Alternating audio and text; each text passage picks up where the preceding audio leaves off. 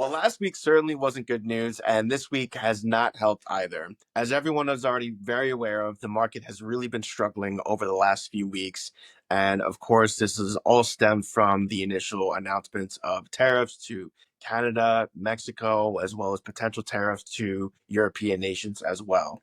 Now, there is an exemption deadline coming up of April 2nd, which could give the market some relief. For example, if Donald Trump and his administration say, okay, we're going to exempt some certain goods that are being imported from Canada and Mexico. That could provide some reliefs on the tariffs that he's recently implemented. And I think up until that point, we're going to continue to see increased volatility where we already are. Again, the market is one of those animals that can handle good news, it can handle bad news, but it cannot handle uncertainty. And again, that's the environment that we're in right now. It's just a very uncertain environment, especially around what is this administration doing. And it's really hard for us to be able to predict what the administration is going to doing. And it's also very difficult for us to predict when is this going to end. Right. A lot of folks during periods of corrections will typically ask us and say, hey, we're in correction territory. How much longer is this going to last? And that's always the $1 million question, right? I think if we knew the answer to that question, then we could definitely go buy some lottery tickets and make a ton of money elsewhere, right? But of course, we don't have that crystal ball and we don't have the ability to go buy lottery tickets and always win. So where I am sort of seeing opportunities and the likelihood that we'll be hitting sort of the bottom is a lot of investors currently are actually fleeing the US stock market, right? So we've seen somewhat of a shift of a lot of investors just either maybe moving money to cash or moving money to different sectors such as international stocks.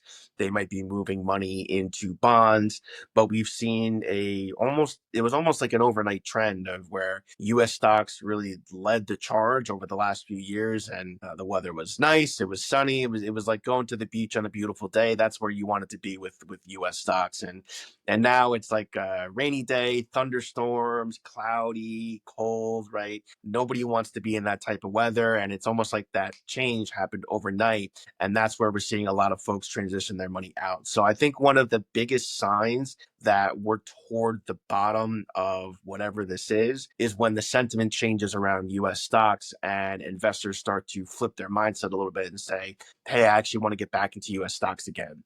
And that will then create, I think, a surge back in the US stock market. It may not get us back to the initial high points of the start of the year, but I think that will be a very good indicator that we're at the bottom of this correction or very near the bottom of this correction. And of course, there are other indicators as well that we're going to be looking at.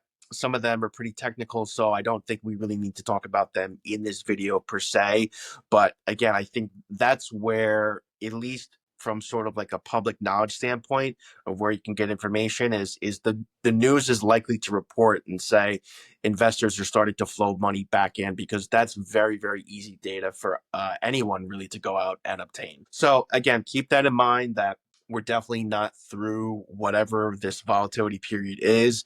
Again, my opinion is that we were definitely overdue for a correction. I mean, on average, we see markets pull back about once a year, and we were over the 2 year threshold that the markets hadn't really pulled back at all. We just saw tremendous growth, and again, it was like going to the beach on a beautiful day, right? And now that has shifted. So again, I'm not surprised that this has happened. It's definitely a little bit on the more prolonged side, I think, compared to where I thought this might have been a little bit more short-lived. But of course, with all the uncertainty around geopolitical tensions, that has really exacerbated the situation and just created a more elongated period of volatility from where the markets initially, maybe somewhat what we thought initially, now when the markets are actually going to be volatile for a longer period of time. So again, if you have the capability to sit tight, I mean, that's really the best thing to do in these situations. It's very important to not make quick emotional decisions. If you do need to make a decision, then just bounce your ideas off of someone else, right? Call your financial advisor, maybe call your accountant, speak to someone that is non-biased, that is just going to provide an objective view and give you advice, say, hey, if I were you, this is what I would do, right? Not someone that has maybe an emotional tie to your situation, like a family member. Sometimes I think family members can provide great advice. But again, they're going through the same things as we are, right? In terms of everyone's portfolio is down right now. So if you're able to connect with someone that truly has no connection to your personal life and could just give you some, some great soundboard advice, I think that's where most folks will find a lot of value these days. I think when the markets are up, you know, it's not really hard to find advice, right? Anyone can say, go buy any stock that you want, right? Because all stocks are going up, right? It's very easy to find advice. I think it's more challenging to find good advice in periods of uncertainty and periods of volatility, because not everyone knows how to approach these situations. And again, everyone is nervous internally as well, right? So sometimes their own emotions can overlap on the advice that they're giving someone else. So again, just keep that in mind, is that, it's okay to feel unsettled, and it's okay to have some anxiety and nervousness over the situation that we're currently in. But this is a very normal situation. Market corrections historically happen very, very frequently, and it's just part of life, right? We've all lived through market corrections at this point in our lives, and this is obviously not the first one. It's not going to be the last one that we live through. The good news behind this is that there's not a lot of economic data pointing us toward widespread economic issues, right? We're not seeing any signs saying we're going to a recession or we're going into a depression or anything along those lines. We're more seeing this as this is just market volatility, and we were pretty overdue for it. The tariffs were sort of the push off the cliff that the market was looking for, and now we're in the situation of volatility, but we're not really seeing signs of a recession.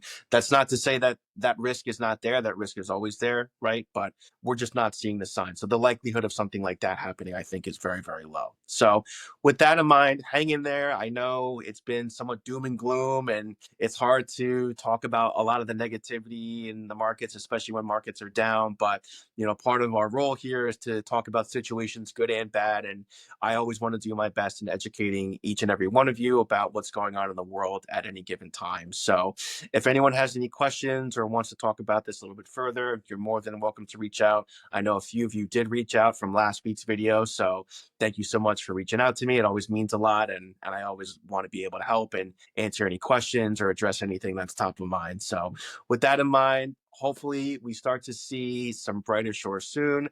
I will leave you with a fun little fact. After any period of market corrections, 92% of the time, markets will rebound 12 months beyond roughly 30%.